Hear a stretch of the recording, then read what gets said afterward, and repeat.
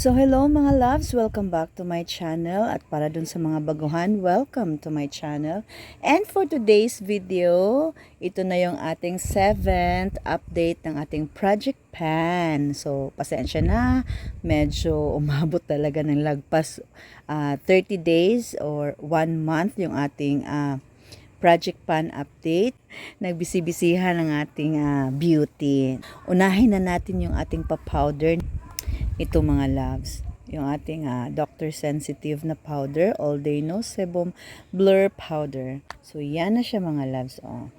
So I don't know kung klaro sa inyo, no? Pero nakikita mo na yung kalabira ng kanyang pan. Pero sa totoo lang mga loves, no? Gusto ko talaga siyang mag-survive na hindi maubos hanggang December. Kasi nasa October, ano na tayo ngayon? 4. Parang malapit na sa katotohanan yung pan niya mga loves, no? Pero kung maubos man siya, kuha tayo ng ibang powder, di ba? So next natin ay and yan pa rin siya mga loves. Ginagamit ko siya, pero yun nga, yung sabi ko, tinitipid. Tinitipid kaya hindi masyadong klaro kung nakuhaan ba siya o wala. Kung aabot ito ng December, very good. So far mga loves, since June or July, hindi na ako bumili ng kahit anong makeup. So nag-no buy tayo from July, August, September, and now October. Sana hindi mo na ako talaga bibili. Sana sana. Mas matipid, mas okay, di ba? So yan yung update natin sa ating contour, powder and highlight. So ito naman tayo sa ating Fearless Serum Skin Foundation. Wala nang laman mga loves, pero yung pag iganon mo, meron pa naman kahit konti at meron pang lalabas. I decided na mag roll in na lang ako. Gustuhin ko man na umabot siya ng December. Alam ko hindi siya aabot. Pinipilit ko na nga lang ito na hindi maubos noong September kasi gusto ko siya talaga i-stretch. Hindi talaga kaya mga loves kasi wala na siyang laman. Ito ang aking i-roll in today. And ito naman ay medyo marami pa siya. I'm not sure kung mauubos ko siya within this year. Maybelline Fit Me Matte Plus Poreless 16 Hour SPF 22. My shade is 228. Kasi nga, mura na tayo mga loves. Hindi tayo maputi. Yan siya, oh. Maganda din naman ang coverage dito. Medyo ano lang, lighter ang coverage compare mo dito na talagang, ay, ito mga loves. Bet na bet ko ito kasi full coverage ito. This is our update for the foundation. Ayan. So, ang next natin na i-update ay itong ating sunscreen.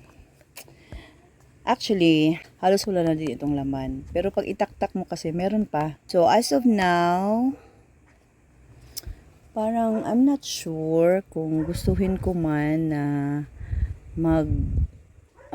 roll in or ubusin ko na lang talaga muna ito. Sorry for the dogs mga loves. Baka ubusin ko na lang muna ito mga loves bago ako mag-roll in. And next is itong ating Careline Oil Control Blush On Powder. Powder Blush On. So ayan oh.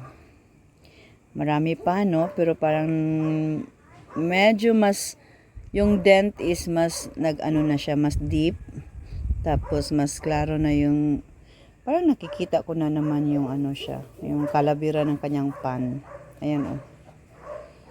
Pero I'm sure aabot pa ito ng December mga loves. I am really sure. Kasi marami siyang laman. Very pigmented kasi ito mga loves. Kaya a little goes a long way.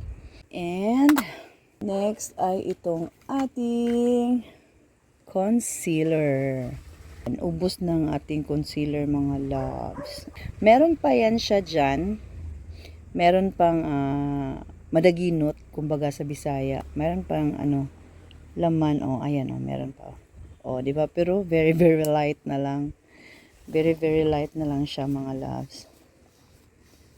So, I decided na mag roll in na lang.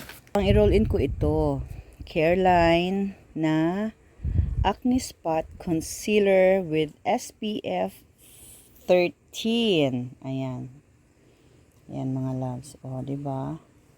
Out with the old, in with the new. So, ito na ang ating bagong concealer. Ang shade pala nito ay Oriental. Ayan. Diba? Medyo light nga ito eh.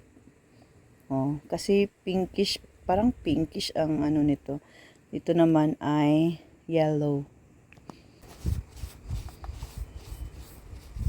Ang next ay itong ating pangkilay.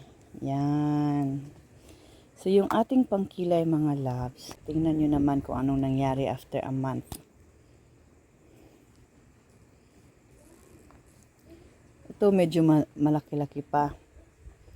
Kung i-compare mo naman ito doon sa last update natin, yung update number 6, medyo lumiit na din. Isa, wala na mga loves. Tingnan nyo naman. Yan na lang siya. Yan na lang siya mga loves. Maliit na lang talaga. Next is yung ating Bayfree Cosmetic na Thickening Eyebrow Gel Mascara. Hair-like fibers for natural eyebrow looking. Ito, marami pa mga loves. I hope na talagang aabot pa siya ng December.